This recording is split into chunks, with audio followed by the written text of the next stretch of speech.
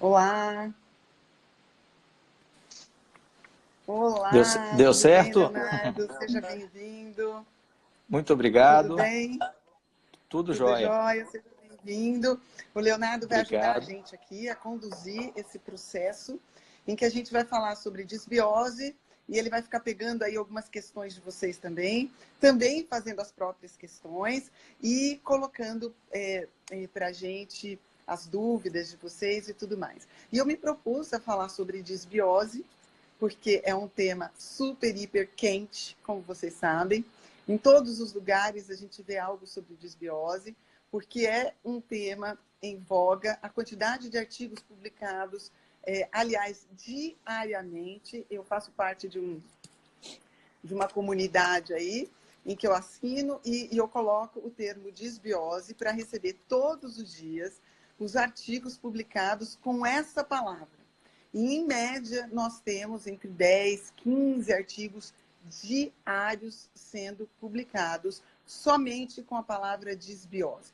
Isso para vocês verem a importância que o sistema digestivo tem dentro da saúde como um todo, da saúde global, e hoje a gente está cada dia mais relacionando a presença ou não de disbiose, ou seja, de um desequilíbrio da microbiota intestinal, com outros sistemas e com patologias, não só intestinais, mas em todos os sistemas corporais.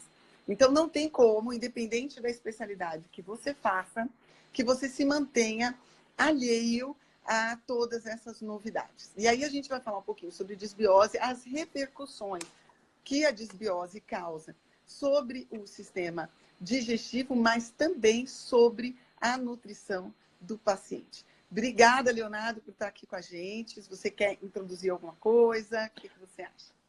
Gostaria muito só de agradecer, Denise, assim, a participação dessa live, né? De um assunto, como você mesmo comentou, que está super em alta, e de algo que também que a gente alinha, né, em cima disso, que a gente vai falar também, que são os aminoácidos essenciais. Né? A gente conseguir, como você que é uma pessoa referência, né, uma mestre no assunto, trazer para nós um conteúdo atualizado, rico, né, e as melhores práticas também clínicas, né, de como aplicar isso no dia a dia. Né? O objetivo, eu acredito que tem muitos profissionais nos assistindo, mas também para muitas pessoas que têm dúvida, né, também vai ser de grande valia, unir esses dois assuntos tão novos no dia a dia do pessoal. Fico honrado de estar participando e eu estou aqui mais para aprender, né? Vou a moderar algumas perguntas, mas eu acho que vai ser muito legal. E se o pessoal tiver dúvida, vai colocando que a gente vai salvando e no decorrer a gente vai, à medida do possível, respondendo, né? Exatamente.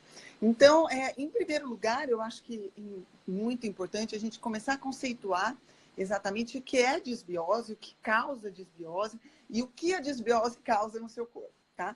Então, disbiose nada mais é do que o desequilíbrio da microbiota intestinal, ou seja, uma alteração na proporção dos micro-organismos ou uma alteração, na verdade, da quantidade de micro-organismos e também de um deslocamento geográfico de uma ou mais espécies. O que isso quer dizer, Denise? Ou eu tenho uma microbiota em grande quantidade ou quantidade acima do normal, ou eu tenho uma microbiota desequilibrada dentro da sua composição, ou eu tenho um deslocamento de uma microbiota que é, na verdade, de origem, por exemplo, dos cólons, sendo encontrada no delgado. Isso tudo é disbiose. E não é importante pontuar também que disbiose não é só alteração bacteriana, tá? A cada dia mais a gente estuda os efeitos dos vírus intestinais também, né? E também das leveduras intestinais. Então eu teria que ter isso sem contar ainda os parasitas, né? Os eumintos e tal. Porque eu tenho que ter um equilíbrio entre todos esses habitantes do sistema digestivo, principalmente do intestino grosso. Mas, na verdade, a gente tem microbiota da boca até o ânus, né? Porque elas são muito importantes e necessárias dentro do nosso metabolismo e dentro também do aproveitamento de nutrientes, né? Então, a gente já começa a entrar em algumas coisas que envolvem nutrição. Agora, dentro das causas da disbiose, eu vou destacar para você, primeiro, estresse, né? O estresse que a gente vive hoje. Segundo, o uso de antibióticos, né, indiscriminadamente. Então, que eu altero a composição porque eu mato algumas famílias e outras sobram. Então, eu altero essa proporção entre os micro-organismos. E também os inibidores de secreção ácida, né, que fazem com que o alimento sobre. E, por isso, nós já entramos com mais uma causa de disbiose, que é o envelhecimento, né? Toda vez que eu tenho uma pessoa que continua, por exemplo, comendo, e mesmo ela está comendo, mas ela não está digerindo, se ela não está digerindo, esse alimento está indo para a microbiota.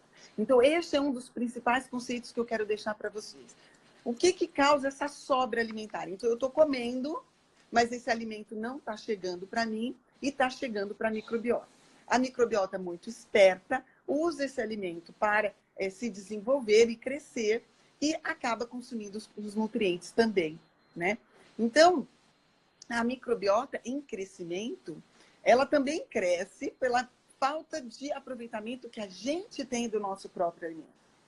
Então, eu sempre falo em aulas, cursos que eu dou, olha, a sua dieta pode ser maravilhosa, seus nutrientes podem estar de acordo, né? O seu nutricionista pode ter feito um cálculo de nutrientes maravilhoso e perfeito para você. Mas isso não quer dizer nada se eu não estiver conseguindo digerir essa dieta. E se eu não estiver conseguindo digerir essa dieta não vem para mim. Mas a microbiota aproveita dessa falta de aproveitamento meu e usa essa dieta para crescimento próprio. E esse é um dos grandes problemas com a disbiose, porque eu inicio com o processo de crescimento de micro-organismos e acabo com um processo de desnutrição do hospedeiro, né? No caso, quem é o portador da disbiose. E grande parte das repercussões da disbiose está dentro da falta de nutrientes, né? Quando a gente fala, por exemplo, de aminoácidos essenciais, como a gente comentou já agora no início, o que são os aminoácidos essenciais? Aminoácidos são as pecinhas que compõem as proteínas, tá? Então, toda proteína é formada de uma composição de aminoácidos, tá? Cada proteína é diferente de uma da outra, porque essa cadeia de aminoácidos é formada na sua sequência diferente uma da outra. Mas todas as proteínas são compostas dos mesmos aminoácidos que a gente tem na natureza. Os aminoácidos essenciais são 9. E esses aminoácidos são chamados de essenciais porque a gente não consegue sintetizar no nosso metabolismo esses aminoácidos. Então, esses aminoácidos precisam vir da dieta, né? Ou seja, do sistema digestivo, né? Se eu tiver uma disbiose, eu posso estar recebendo na dieta, mas não estar absorvendo ou não estar aproveitando este material. Na verdade, não é só por causa da disbiose. Na verdade, é por causa da baixa digestibilidade que a gente tem hoje, né? Essa baixa digestibilidade, eu vi que alguém já perguntou aí, inclusive, como eu sei se eu estou digerindo? Olha, se você é muito estressado, tá? Se você tem muita formação de gases, se você tem uma alternância de hábito intestinal, provavelmente, grande parte, ou pelo menos em parte, esse alimento que você está comendo não está vindo para você. E esse alimento que não vem para você alimenta a microbiota, distende o sistema digestivo com essa produção de gás, e isso dá azia, isso dá queimação. Então, se você tem refluxo, se você tem sensação que a gente chama de pirose, que é a queimação retroesternal, se você tem muita produção de gases, distensão abdominal, eu já sei que provavelmente você não está utilizando a sua dieta conforme deveria. Essa parte da sua dieta está indo para a microbiota fermentar. E óbvio que dentro da dieta, a gente fala também de todos os macronutrientes, né? Gordura, carboidrato e proteína. Então, eu tenho essas 3 classes de macronutrientes que devem ser digeridos por um sistema digestivo patente, ou seja, eficiente, para transformá-los em seus pequenos pedaços. O que são esses pequenos pedaços? O carboidrato são os açúcares, né? são os disacarídeos, monossacarídeos, eu preciso quebrar para poder conseguir absorver. O sistema digestivo tem uma função muito importante, que é a função de barreira. Essa função de barreira existe porque o sistema digestivo é uma fronteira muito grande entre nós, o que realmente vai entrar para o nosso sistema digestivo, e o meu sistema interno, né? E um sistema externo, que é o sistema digestivo, porque na prática ele se liga ao meio externo pela boca e pelo ânus, né? Justamente por isso entram muitas proteínas, né? Partículas bacterianas, partículas alimentares que estão dentro do sistema digestivo e não são a gente. Então a gente tem que ter um mecanismo de barreira para não deixar esse material entrar. Então, uma das funções do sistema digestivo é a barreira. Justamente por ele ter esse sistema de barreira, a gente só consegue absorver o que está no pequeno pedaço nutriente. Alguém já falou, e a hiperpermeabilidade intestinal? Isso acontece quando eu começo a absorver de uma forma menos criteriosa os nutrientes que estão dentro do meu intestino. Mas veja bem, aí eu não absorvo só nutriente, né? Eu absorvo partícula alimentar maior, eu absorvo partícula bacteriana, LPS bacteriano, eu posso absorver outras coisas que eu não deveria. Eu estou falando num sistema digestivo patente, ou seja, que tem uma permeabilidade intestinal preservada, eu só vou absorver o que estiver no pequeno pedaço nutriente, tá? Para eu absorver as proteínas, elas precisam estar no pequeno pedaço aminoácido, senão não entra, tá? Isso é um mecanismo de defesa nosso, né? Para que não entre partículas proteicas grandes que podem ser proteínas nocivas a nós, né? Proteínas alimentares, de cadeias alimentares, proteínas também que vêm da microbiota, né? Tem microbiota nascendo e morrendo o tempo inteiro dentro do seu intestino. Então, quando ela morre, ela libera partículas proteicas. A gente não quer absorver isso, né? Então, para que a gente absorva e que a gente tenha uma permeabilidade preservada dentro da sua fisiologia, é preciso que o alimento esteja no pequeno pedaço nutriente. O grande problema hoje, então, qual é? A baixa digestibilidade dos nossos sistemas digestivos. É muito difícil uma pessoa... hoje em dia, mesmo jovem, tá? Mas a partir dos 40 anos isso se intensifica demais, mas mesmo jovens conseguirem absorver, na verdade, digerir adequadamente o alimento. E isso tem várias razões, Leonardo. A primeira razão dessas é o estresse. Quando eu estou num estresse crônico, eu tenho uma inibição da produção das enzimas digestivas. E isso acontece por um mecanismo de economia de energia. Eu quero economizar energia nesse processo digestivo para usar no meu processo de defesa contra o estresse. Quando eu faço isso, essas proteínas acabam não sendo quebradas nos seus pequenos pedaços aminoácidos. E aí eu tenho uma dificuldade de aproveitamento proteico. Entendeu? Então, isso não acontece, obviamente, só com as proteínas. Isso acontece com o carboidrato e com as gorduras também. A primeira causa disso é estresse, né? Segundo o CDC americano, né, que é o órgão, o Center of Disease Control, né, americano, desde 2007, eles monitoram o grau de estresse da população americana, tá? Isso que a gente está falando da população americana, você imagina aqui no Brasil, né? Com todas as instabilidades que a gente vive, né? Financeira, política e tudo mais. Desde 2007, quando o CDC começou a monitorar um padrão de estresse do paciente americano, eles chegaram à conclusão que mais de 75% das visitas médicas são motivadas pelo estresse, direta ou indiretamente. Eu diria que talvez até um pouco mais disso. Sabe por quê? Porque muitas vezes a gente vive um estresse crônico e a gente não se dá conta disso. A gente está acostumado a viver assim, né? No 220, equilibrando 20, 30, 40 pratos ao mesmo tempo. E a gente acha que a vida é assim, a vida é normal assim. Então a gente não valoriza o estresse. E pior ainda, mulheres, tá? Segundo o próprio CDC americano, as mulheres sofrem mais do que os homens os efeitos do estresse crônico. Isso por causa das multifunções da mulher. Se a gente juntar, isso aí já vem um relatório de um órgão inglês, tá? Que monitora o afastamento de trabalhadores, né? E, segundo eles, a grande parte dos afastamentos na Inglaterra são motivados pelo estresse. E, segundo eles fizeram um estudo com vários gráficos e tudo, mostram que as mulheres são as principais vítimas desse estresse. Principalmente, agora, quem está aí me assistindo, meu Deus do céu, que tem muito nutricionista e médica aí, vocês vão saber.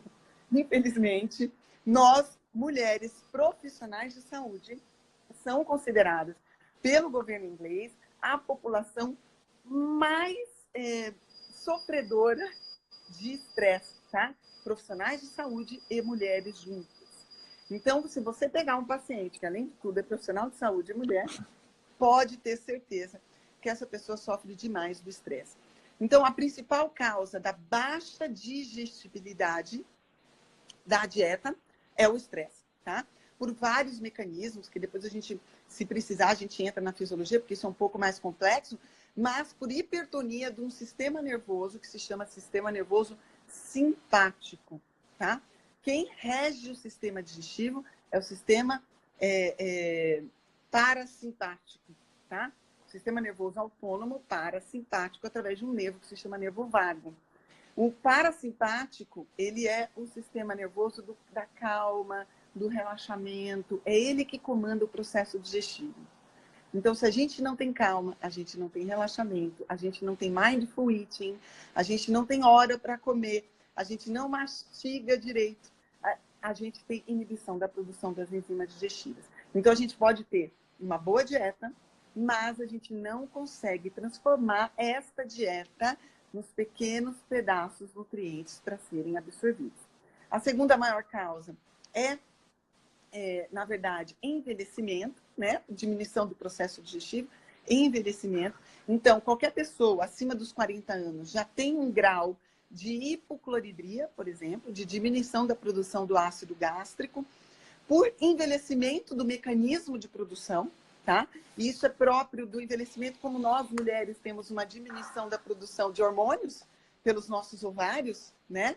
Então, a gente também tem uma diminuição da produção de enzimas digestivas por envelhecimento dos órgãos, tanto do estômago quanto do pâncreas, né? E do própria mucosa gastrointestinal, onde estão as dipeptidases, por exemplo, que eu transformo os peptídeos em aminoácidos, né? Os oligopeptídeos em aminoácidos. Também há um envelhecimento desta mucosa e eu vou perdendo o turnover celular, né? Essa renovação celular da mucosa. E aí eu vou perdendo essa capacidade de aproveitamento, de digestão proteica. E pasme, Leonardo, que muito pouca gente sabe, a terceira maior causa de baixa digestibilidade é justamente a desnutrição. E por quê? Tudo no nosso corpo é feito de nutriente. Voltou. Volta para cá, Leonardo. Não sei o que aconteceu. Deu uma pausa aqui. Estranho porque a gente tá... Oba, já tem gente entrando de volta. Desculpa, gente, a conexão da internet. Eu não sei se era muita gente. Isso às vezes acontece, né?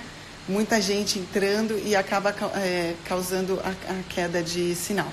Então, eu vou retomar aqui ao que a gente estava acontecendo. Eu estava falando das causas da perda deixa eu ver aqui. Deixa eu ver assim que já entrou. Pronto. Vai entrar aqui de novo. Então, isso deixa eu molhar a boca aqui, porque eu falo demais. Alguém falou aí que os coraçõezinhos fazem perder a live. Muito obrigada pelos coraçõezinhos. Fico muito feliz. Mas voltou rápido o pessoal aí, né? Então, isso é ao vivo, né? Fazer ao vivo acontece isso. Exatamente, então, às vezes dá uns probleminhas, mas já voltamos. Da conexão mesmo, né? Então, eu estava falando das causas da baixa digestibilidade. Então, eu vou retomar para vocês, tá? Primeiro, o processo de estresse, tá? Então, eu falei um pouco de parasimpático e simpático, diminuição da ativação das enzimas digestivas e tal. É a primeira causa da diminuição da digestibilidade do que a gente come.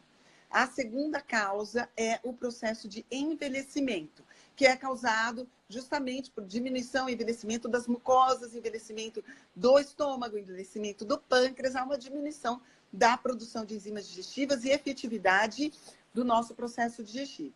E a terceira maior causa, que eu estava falando, pasme, cheguei nessa fase, que é a desnutrição. Então, todos os componentes necessários para o processo digestivo são obtidos pelos nutrientes, né? Nada se cria, tudo se transforma. Então, a gente precisa dos nutrientes também para fazer enzimas digestivas. A gente precisa dos micronutrientes, tá? Então, a gente precisa de aminoácidos, a gente precisa de vitaminas, a gente precisa de iodo, por exemplo, tá? Para a formação do ácido gástrico, as vitaminas do complexo B, vitamina C. Então, quando eu tenho uma desnutrição, então veja bem, isso vai virando uma bola de neve, né? Eu tenho uma comentar isso. Exatamente. Eu tenho baixa produção de enzima digestiva, baixa digestibilidade, baixa produção de enzima digestiva, baixa digestibilidade. Então, uma coisa vai piorando o processo inteiro. E quando a gente tem uma disbiose, eu tenho um outro agravamento. Por quê? Além de eu ter diminuição desse processo digestivo, por exemplo, dessa patência desse sistema digestivo, da eficiência dele, eu ainda tenho uma concorrência pelo nutriente, tá? Que é a microbiota, que muitas vezes atapeta a região do duodeno ou a região proximal do sistema delgado, do intestino delgado, dificultando a absorção. Então, os poucos nutrientes que eu consigo deixar no pequeno pedacinho, né, que eu preciso para absorver, são aproveitados pela microbiota e não chegam para mim. Então, isso vai intensificando esse processo de desnutrição. A microbiota vai ficando forte, gordinha, e a gente vai ficando desnutrido, tá? Isso vai causando um processo que é muito maior. E a gente não pode esquecer, como eu falei, que tudo se cria e nada se cria, tudo se transforma. Então, eu vou dar um exemplo para você, Leonardo, já falando um pouco de aminoácidos essenciais. Quando eu tenho um processo disbiótico causado por uma diminuição da eficiência do meu processo digestivo, agravando o processo de absorção de nutrientes, eu posso desenvolver, por exemplo, um processo depressivo. Esse processo depressivo, né, um quadro de depressão, pode ser ocasionado, claro, por material que essa microbiota produz, que eu absorvo, tá? Então, a microbiota produz algumas substâncias que têm atividade neurobiológicas, tá? Que eu absorvo e podem chegar no meu sistema nervoso central e exercer alguma atividade a nível de receptor e modular meu humor, por exemplo, tá? Hoje a gente tem cada dia mais trabalhos envolvendo isso, mas a gente não pode esquecer que serotonina, por exemplo, ela é feita também de aminoácidos, especificamente o triptofano. Uhum. Então, se eu não tenho triptofano, porque eu tenho uma digestão proteica prejudicada o pouco que eu tenho, a microbiota usa, eu não tenho triptofano para formar serotonina a nível cerebral. Uhum. Tá? Porque a serotonina que eu produzo nos intestinos não chega no sistema nervoso central, ela não passa. Eu preciso do triptofano para que essa serotonina seja produzida dentro do sistema nervoso central. Então, eu começo a ter um processo depressivo, por exemplo. Eu vou te dar um outro exemplo para uma deficiência de aminoácido. Eu posso ter um hipotireoidismo funcional. O hormônio tiroidiano também é feito de tirosina, que é um aminoácido, além de iodo. Então, eu posso desenvolver um hipotireoidismo por causa de uma disbiose, por causa de uma baixa eficiência do sistema digestivo e pela perda do nutriente pela microbiota que está usando. E aí eu posso desenvolver hipotireoidismo funcional, eu estou falando, nem é um hipotireoidismo autoimune aí, tá? Uhum. A tireoide pode estar até com toda a capacidade dela de produzir. Mas como eu não tenho, eu digo assim, péssimo exemplo, tá? Mas se eu não tenho a farinha na padaria, eu não faço pão. né? Se eu não tenho Uhum. tirosina na tireoide, eu não vou fazer hormônio tireoidiano. Se eu não tenho iodo na tireoide, eu não vou fazer hormônio tireoidiano, né? Uhum. T4 é tirosina com 4 moléculas de iodo, né? A transformação de T4 em T3, eu preciso de outros nutrientes também, por exemplo, o ferro, o selênio, né? Então, se eu tenho um processo desbiótico, consumo dessas substâncias, eu desenvolvo também outros efeitos em outros sistemas, tá? Hoje uma pessoa perguntou, a senhora é endócrina? Eu falei, não, mas o sistema digestivo é o maior sistema endócrino do nosso corpo. Então, eu sou Verdade. obrigada, né? Eu tenho mais de 28 hormônios sendo produzidos dentro do sistema digestivo.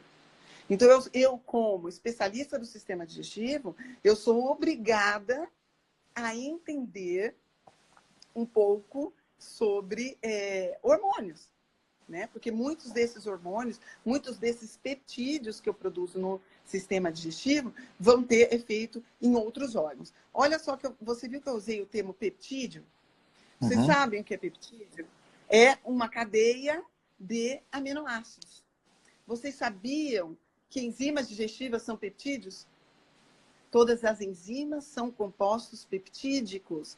Então, para eu formar as enzimas, eu preciso de aminoácidos. Então, aí É. aqui a gente entra na importância dos aminoácidos essenciais em pacientes disbióticos. E eu vou mais longe, não só pacientes disbióticos, qualquer paciente que tenha uma diminuição da eficiência do seu sistema digestivo, tá?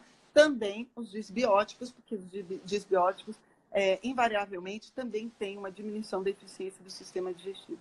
Então, Sim. quando eu uso uma suplementação de aminoácidos essenciais, eu estou usando a proteína quebrada, né? Eu estou usando É. já o pequeno pedacinho peptídeo. E quando eu estou usando o pequeno pedacinho peptídeo, eu já estou entregando uma coisa que vai ser muito mais fácil de eu utilizar, que vai ser muito mais fácil eu passar pela microbiota e utilizar, porque eu não vou precisar das enzimas da borda em escova para quebrar, tá? As dipeptidases, tá? Da borda em escova. Eu não vou precisar, ele já vai estar pronto, né? Então, pode deixar, a gente deixa. Tem alguém pedindo aqui, deixa salva essa live. Vou deixar salva essa Deixa live salvo pra também, gente. né? Então, eu não tenho... essa concorrência me diminui muito, né? E Uhum. a eficiência da absorção disso me ajuda demais. Mesmo porque, Leonardo, grande parte dos pacientes disbióticos podem desenvolver uma desnutrição muito importante, tá? Com sarcopenia, com todas as repercussões sobre os outros. Eu dei aí 2 sistemas, né? Sistema neurológico, psiquiátrico, né? E o Uhum. sistema tiroidiano, por exemplo, né? Então, a gente tem repercussões em outros órgãos. Mas eles não estão só nesses órgãos, né? A gente tem repercussão em outros hormônios, que são hormônios peptídicos também. Por exemplo, o GH. Né? O GH também é um hormônio peptídico. Para eu produzir GH, que vai ser importante para a manutenção do trofismo da pele, o GH é importante para cicatrização de feridas, né? GH é importante para a manutenção deste balanço nitrogenado. Se eu não tenho peptídeos, se eu não tenho aminoácidos, eu também vou ter uma diminuição da produção de GH. Então, normalmente, você vê crianças que são disbióticas, né, por N motivos aí que a gente podia falar, essas crianças normalmente não crescem, né? São crianças pequenas, são crianças mirradas. E isso porque, além de faltar o nutriente para fabricar, eu também tenho uma diminuição da produção do GH. Então, as repercussões são inúmeras. Até por isso, eu vou fazer o meu curso aqui em setembro, porque eu vou falar 3 dias disso e nós não vamos esgotar este assunto. Porque são tantas coisas que a gente pode, dentro disso, levantar das repercussões em todos os sistemas no fígado, né? Então, vamos falar, por exemplo, do fígado. O processo de detoxificação hepática, né? Porque o fígado é um órgão dentro aí do sistema digestivo que é responsável pelo processamento de todas as toxinas corporais para eliminação dessas toxinas. Eu tenho que transformar, através das fase 1 e fase 2 de detox, eu tenho que transformar essas substâncias ou em lipossolúveis para serem eliminadas pela bile, ou em hidrossolúveis para serem eliminadas pela urina, tá? Para esse processo, eu preciso de aminoácidos. Vamos falar aí, por exemplo, metionina, né? Que é super importante na reação de metilação, né? Formação da cisteína, né? E formação da glutationa. Então, se eu não tenho metionina, que é um aminoácido essencial, eu também tenho o processo de detoxificação hepática dificultado. Olha o que uma coisa pode desencadear no corpo inteiro. Isso porque eu não estou falando nem de microbiota, né? Nem de metabólito de microbiota, de parede de microbiota. Eu não estou falando nem nada disso. Eu estou falando só do processo digestivo em si, né? Olha como eu posso fazer um cálculo maravilhoso e não chegar. Né? O paciente nunca ter resposta. Eu fazer um comentáriozinho, algo assim que a gente percebe que, não claro profissionais, mas pessoas, né, os pacientes, aqui a gente desmistifica um mito que as pessoas acham que ingerem proteína porque o nosso corpo usa proteína. E, na verdade, a proteína ela é só a fonte dos aminoácidos essenciais que a gente não sintetiza. Exatamente. Ou seja, a gente, né, ali é matéria-prima para a gente ter ali os aminoácidos. Então, quando a gente tem esse problema, nessa desbiose, ou a gente não está digerindo essas proteínas, a gente vai ter sérios problemas em várias áreas. Né? Então, a gente vê muito atleta, né, falando, eu preciso consumir proteína para ganhar músculo. A gente sabe que o turnover proteico... Então, eu vou dizer uma coisa para você. Eu vou dizer uma coisa para você. É uma coisa que tem acontecido com frequência e eu tenho sido convidada para falar, além do que eu sou atleta, né? Eu fui campeã paulista de powerlifting no ano passado. Esse ano não vou competir, mas então assim, eu sei o que é uma atleta amadora, né? Eu não vivo disso, mas eu sei o que é o trabalho de uma atleta, né? O que você se preparar para uma competição, você efetivamente competir, né? A que tipo de estresse físico a gente leva ao nosso corpo? Olha só, eu tenho sido convidada para falar em simpósios esportivos, justamente por causa do nível de estresse que o atleta é levado, né?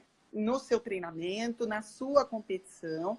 E este nível de estresse inibe o aproveitamento do que ele come. Então, e aí o que o atleta faz? Proteína, né? Põe mais proteína. Proteína, né? Porque ele quer sintetizar músculo, porque ele não quer perder, né, massa muscular, né? O atleta ainda que é profissional, que ainda passa por teste antidoping, tudo é muito, muito, muito calculado, muito friamente calculado. E às vezes não dá certo. Aí, mas por quê? Eu tô fazendo a dieta direito, eu faço o treino direito e tô perdendo massa, ou não tô ganhando a massa, ou tô perdendo performance no meu esporte. E por quê? Porque, na verdade, ele está fazendo tudo direitinho, mas o sistema digestivo dele não está suportando aquela carga. E aí, o que está acontecendo? Essa microbiota que vive de proteína, tá?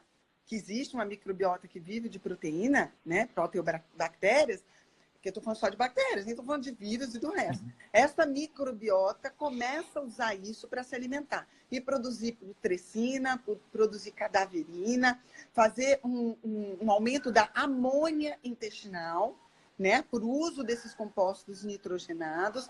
Essa amônia intestinal, por sua vez, sobe o pH do intestino, porque a amônia é básica.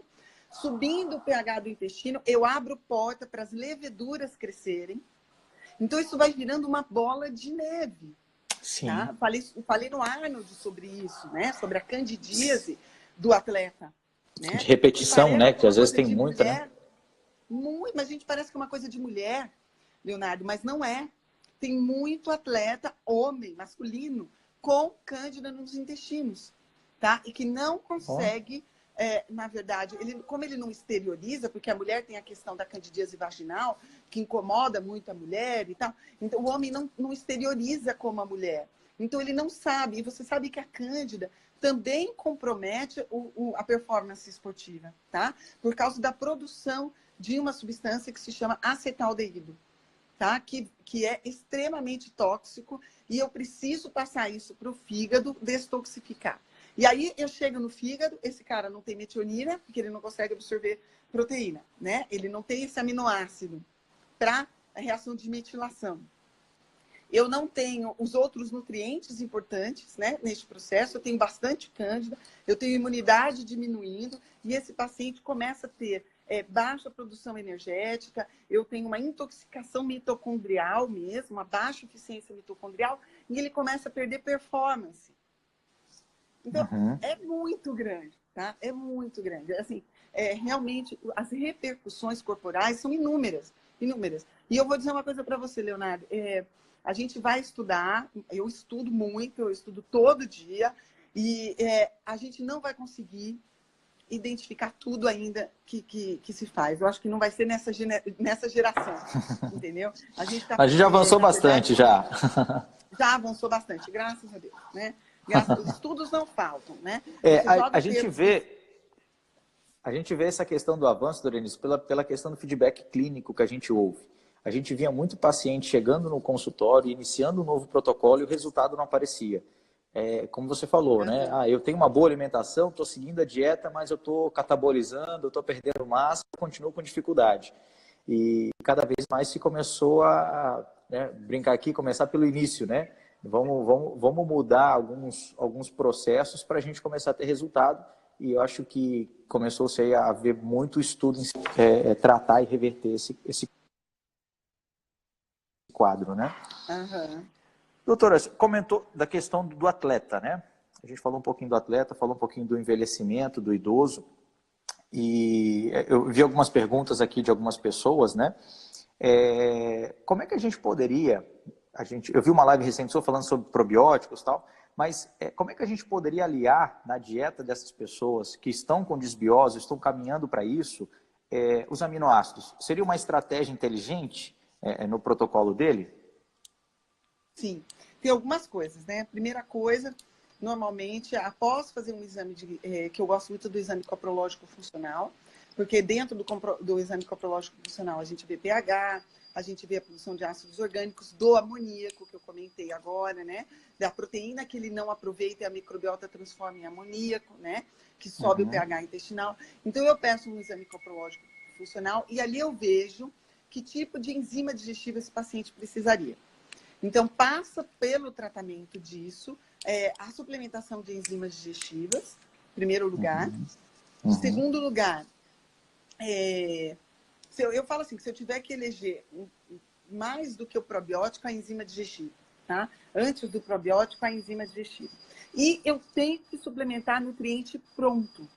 Então, eu posso fazer algumas fórmulas, por exemplo, complexo B, né, com iodo, dentro desse complexo B, tiamina é muito importante, mas o ácido pantotênico, que é a B5, a riboflavina, que é a B2, né, a tiamina é B1, mas eu posso...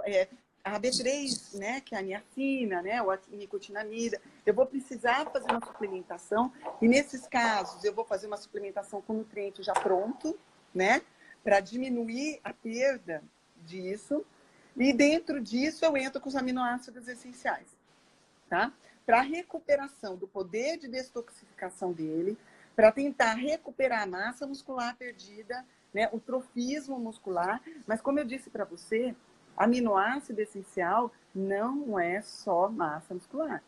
É processo de detoxificação, é tireoide funcionando bem, neurotransmissor sendo bem produzido, GH sendo bem produzido. Então, o aminoácido essencial, ele entra, na verdade, para o corpo inteiro, né? Então, é muito, mas muito frequente o paciente meu desbiótico receber a suplementação de aminoácido essencial junto com essas outras suplementações que eu falei para você. Excelente. A gente vê que é uma estratégia que facilita, né? Principalmente por já não precisar digerir, né? Isso que a gente comenta muito, né? Quando a gente conversa com os profissionais, é que você entra com um produto já pronto, facilita, né? E você comentou algo que é fantástico. Quando a gente pensou, para quem não conhece, né? A gente é de uma indústria e estamos falando aqui de conceitos, né? O objetivo não é em si falar de produto, mas quando a gente pensou no amino, no nosso produto, a gente pensou ele numa linha clínica, né? A gente pensou ele num produto que tratasse os principais problemas de digestibilidade, por exemplo, o idoso, né? Como você mesmo comentou, que com o avanço da idade você não consegue digerir proteína. Então você vê muitos casos de sarcopenia. Porque a pessoa não quer só envelhecer, ela quer envelhecer com saúde. Com qualidade, e a gente começou né? a ver, com qualidade. Então a gente começou a ver que como a gente faria um suplemento que trouxesse dignidade. E quando a gente começa a ver isso em protocolos e essa resposta rápida, é algo que a gente fica muito satisfeito. Mas ainda é um conceito muito novo. A gente vê muitas pessoas ainda...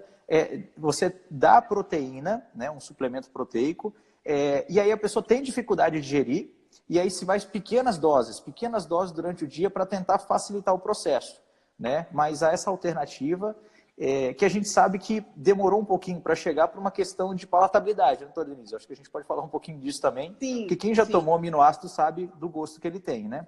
Que ele tem um gosto mais amargo, né? E aí muita gente Uhum. fala, ai, mas tem uma dificuldade muito grande de suplementar isso. E olha, gente, o aminoácido essencial, ele tem uma capacidade de síntese proteica de 2 a 4 vezes maior do que você fazer um whey, por exemplo, tá? Ou do que você fazer a proteína inteira. Porque junto quando você ingere a proteína na carne, no frango, no ovo, no que seja, aquela proteína vem aminoácidos essenciais e não essenciais. Esses não essenciais que você mesmo produz. Então, assim, teoricamente, você nem precisaria desses aminoácidos, né? Você teria, na verdade, que priorizar os aminoácidos que são essenciais. Quando você usa o aminoácido essencial mesmo, né? Que é o ácido, que é o aminoácido já suplementando, você tem uma eficiência desse aproveitamento até 4 vezes maior do que a proteína. E quando você falou aí, ah, mas a pessoa não quer perder massa muscular. Nós não estamos falando de estética. Massa muscular possibilita que a pessoa se abaixe para brincar com o seu neto. Possibilita que essa pessoa consiga ir no shopping passear, que a pessoa não levante da cama e quebre o seu colo do fêmur. Entendeu? Exatamente. Porque eu tenho massa muscular para dar o coxim, né, de proteção para esse osso. Além disso, quem tem uma boa massa muscular não faz osteoporose. Tá? Porque eu continuo estressando o meu osso e esse osso continua sendo reciclado.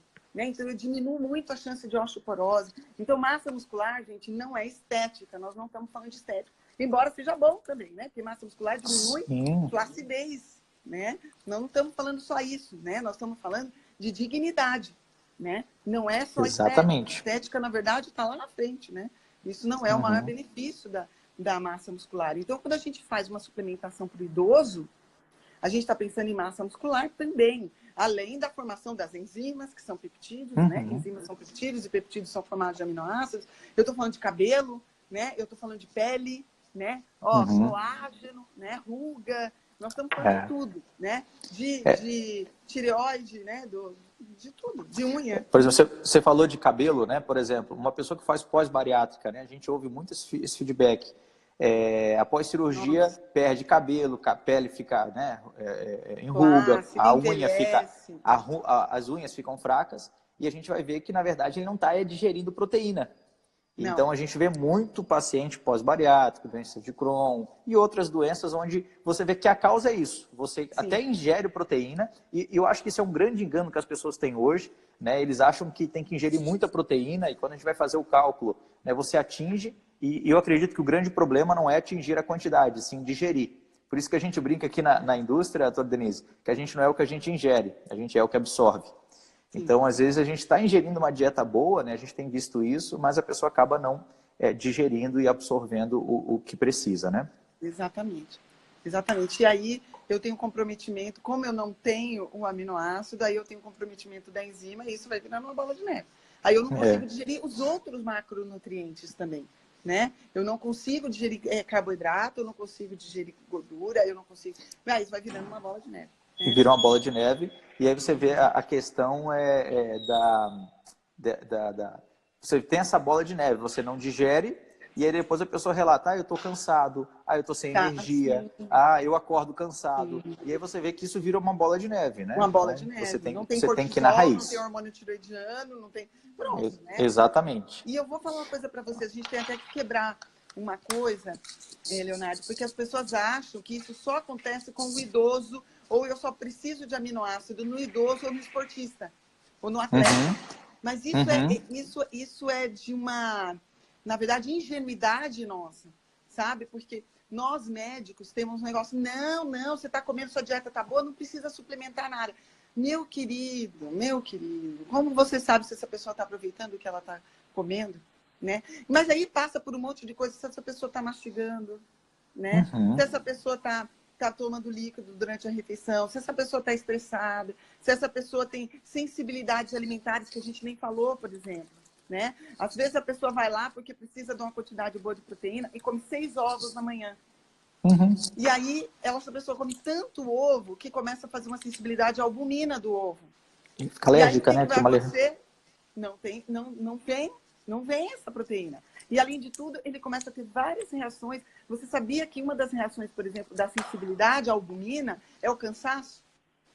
Porque isso consome tanta energia para ele conseguir processar que ele fica cansado. Horas depois ele está lá ainda. Sabe? O sistema digestivo está lá que nem um hamster correndo para tentar lidar. E eu já vi e não muitas pessoas fazendo isso, né? Meu pós-treino é 6, 7 ovos, porque eu acho que quanto mais proteína eu ingerir, mais músculo eu vou ter. E alguém perguntou aí se é o BCAA. Não. O BCAA são 3 aminoácidos, tá? Valina, leucina e... Isoleucina e valina. E valina, isso. Isoleucina, leucina e valina. Pronto. São 3 só, tá? Quando a gente fala em pool de aminoácidos essenciais, a gente está falando de 8, 9, né? Depende do... Tem gente que considera histidina, 8, né? Tem gente que considera... por causa da histidina. Tem gente que considera 8, tem gente que considera 9. Ele é condicionalmente essencial. Isso. Né? Então, assim, às vezes é essencial para algumas pessoas, não para todo mundo. Mas, pelo menos 8 aminoácidos são considerados os aminoácidos essenciais. BCAA tem 3, tá? Então, não é a mesma coisa. Não é a mesma coisa. Doutora Denise, já estamos há quase 50 minutos. É tanto conteúdo, é tão rico e passa muito rápido. Eu queria muito deixar, assim, né, se a gente ficasse a noite toda aqui falando, é ótimo, mas eu queria muito deixar para a gente tirar algumas dúvidas, né, que algumas pessoas comentaram. Eu separei aqui algumas, né, mas se o pessoal quiser ir perguntando aqui também, a gente vai tentar responder. Claro que a gente não consegue responder todas, né? A última que o pessoal fez ali foi, perguntaram de aminoácidos para bariátricos. Eu acho que a gente já respondeu, né? Essa questão. Acho que o bariátrico... Super importante, super importante. Acho que pós-cirurgia ele perde também esse poder de digerir e de absorver, né? Se quiser comentar alguma coisa, doutor Início? Sim, o paciente que passa pela cirurgia bariátrica, ele é condicionado a uma desnutrição. E isso é justamente por isso que ele emagrece, né, em primeiro lugar. Claro também que tem uma mudança de alguns hormônios intestinais, envolvendo GLP-1, CCK, que é a colicistoquinina, que são hormônios envolvidos no mecanismo de saciedade. Então, num primeiro momento, há também alteração da secreção desses hormônios, e por isso que essas pessoas emagrecem. Mas vem um processo de desnutrição, porque eu tiro uma parte que absorve o que esse paciente come da jogada. Além disso, por redução da câmara gástrica, eu tiro grande parte das células que produzem o ácido gástrico. Então, a proteína é a mais afetada neste processo, porque eu preciso do pH ácido gástrico para transformar uma proenzima digestiva, que se chama pepsinogênio, em pepsina, que é a enzima digestiva que inicia a digestão proteica. Então, nos bariátricos, essencial. O aminoácido essencial é essencial. A gente recebe muito a prescrição e acaba virando um uso contínuo, né? Contínuo. Porque ele acaba tendo necessidade vitalícia, né? Sim, sim. Aminoácido tem que ser receitado por médicos? Não, senhor. Nutricionista também pode e deve prescrever aminoácido essencial. O nutricionista vai dentro da dieta, né, que ele estabelecer, da estratégia dietética desse paciente, fazer o cálculo do quanto ele precisa do aminoácido. Eu vi gente perguntando aí que se criança pode usar o amino. Eu não vejo também nenhum tipo de restrição, tá? Gestante perguntaram também, né? De gestante, não. Gestante pode usar, sim, tá? No caso da gestante, a gente pode até fazer uma dose um pouco maior, tá? Porque tem algumas coisas com uma necessidade maior. Óbvio que isso a gente tem que levar em conta. Como era o estado nutricional dessa gestante antes da gravidez, como era o status digestivo dessa gestante antes de engravidar, Por isso que eu falo que a gravidez tem que ser algo planejado meses antes, né? Para que isso seja tudo acertadinho, pelo menos de 3 a 6 meses antes de efetivamente engravidar. Mas pode sim, não tem nenhum problema. Isso é legal perguntar a questão do médico de prescrever. Os aminoácidos são suplementos, mas a gente sempre gosta de frisar, e às vezes, se a gente tem amigo, o pessoal fala assim, aquele suplemento, como é que eu tomo? E eu sempre gosto de falar assim, procura um profissional, porque ele está dentro de uma estratégia. Exatamente. Né? Às vezes as pessoas querem simplificar demais e faz parte de uma estratégia. Então, o aminoácido, ele pode te ajudar no início, porque você não está digerindo proteína, mas a causa existe. A inflamação continua. Né? Então, você pode até ter ganho de massa, você vai se sentir melhor, mas o problema ainda persiste. Então, ele é sempre bom procurar um profissional. Vai resolver tudo, né? Exatamente. Sozinho ele não resolve tudo. Ele ajuda em alguns aspectos. Alguém até perguntou aí se, por exemplo, para quem toma os inibidores de secreção ácida, eu vi alguém perguntando agora, que tem a inibição do ácido, que faz o início da digestão proteica. Essas pessoas, não é só o aminoácido que ela precisa. Ela tem uma dificuldade de absorção de B12, né? Porque eu não tenho a secreção do fator intrínseco, né? Eu não tenho esse pH para ativar, na verdade, o fator intrínseco para se ligar a B12 e fazer a absorção da B12 lá na frente no ilho distal. Mas eu tenho uma dificuldade de B12, tenho uma dificuldade de ferro também nesses pacientes, né? Então, não é só o aminoácido essencial. Mas para quem usa o inibidor de bomba de prótons, independente da causa aí do uso, né, da indicação desse uso, não parar de usar sem acompanhamento médico, óbvio, e pode ser, sim, muito útil a utilização dos aminoácidos essenciais, sim, nesse período, tá? De uso. Ok. Inês, perguntaram aqui qual o melhor horário para se tomar amino ou aminoácidos essenciais, né? Então, assim, isso vai tudo depender da estratégia terapêutica aí, né? Mas eu gosto muito de usar à noite, tá? Porque eu tenho ali esse período de descanso do sistema digestivo que vai facilitar ainda mais o aproveitamento desse aminoácido. E também, voltando ao que eu falei um pouquinho antes, para eu estimular a produção do GH, né, que só ocorre quando a gente dorme, depois das 9, 10 horas da noite, seria interessante a gente ter uma disponibilidade de aminoácidos essenciais nesse horário. Então, tomar antes de dormir, né, como uma estratégia eu acho bem interessante. Legal. Eu gosto de tomar à noite também, porque eu tomo um café mais cedo, e às vezes eu quero dar mais um tempo de descanso, né, para o sistema digestório, ter alimento, e eu acabo tomando aminoácido, tem baixa caloria, e acaba ajudando, né, no descanso. O pessoal perguntou se seria o BCA, né? Não é o caso do BCA. O BCA tem só 3 aminoácidos, a gente está falando de 8 aqui, né? Então ele é mais completo, né, que o BCA. Aí o pessoal está perguntando muito aonde encontra o amino, perguntaram mais algumas coisas aí. Tá. Falaram aqui, doutor, que você é um sonho de consumo. Quando virar palestrar no Rio de Janeiro, né, doutor Denise tem bastante palestra. Eu acabei de vir do Rio de Janeiro, mas eu acho que tem mais alguma coisa no Rio de Janeiro esse ano. Tá? Mas depois eu divulgo para vocês que eu tenho mais de palestra. Assim. Obrigada, viu? Obrigada pelo carinho. Pessoal, perguntaram onde comprar, né, Denise? Eu vou fazer o meu merchan agora, se eu posso. A gente tem no site, tá, pessoal, lá da Central, vocês podem olhar, tem lojas, bastante lojas em farmácias, tá? A gente pode até, doutora Denise, se você quiser, a gente fazer um cupom para dar um brinde aí para quem te segue. Olá, né? Você viu ó, a minha garrafinha BH, eu tô aqui, esse final de semana, alguém perguntando quando eu vou estar em BH. Sexta-feira eu tô indo para BH. Então, aí, ó, olha BH, só, vamos ter um brinde, um presentinho. Eu também quero o meu, hein? Então tá, eu vou fazer um cupom de desconto para você, e aí o pessoal que quiser entrar lá no site, a gente manda uma garrafinha, tá? Tiver parceiro lojas também, a gente consegue fazer uma ação bem legal. Ó, fala que viu a live da doutora Denise, a gente bola alguma coisa. Tá bom. Ó, perguntaram aqui, um psicólogo, posso tomar amino por minha conta? Não é o ideal, né? Não é o ideal, tá? O amino pode ajudar na candidíase de repetição? Acho que a pessoa chegou um pouquinho tarde na live, mas sim, né? A gente comentou isso, né, doutora Denise? Sim. Tá? Eu tinha anotado aqui algumas perguntas da primeira. Gestante pode usar amino, sim. E perguntaram se baixa digestibilidade seria o mesmo que absorção deficiente. Não necessariamente. Quando eu estou falando em baixa digestibilidade, é o processo de quebra do alimento, que pode também interferir na absorção.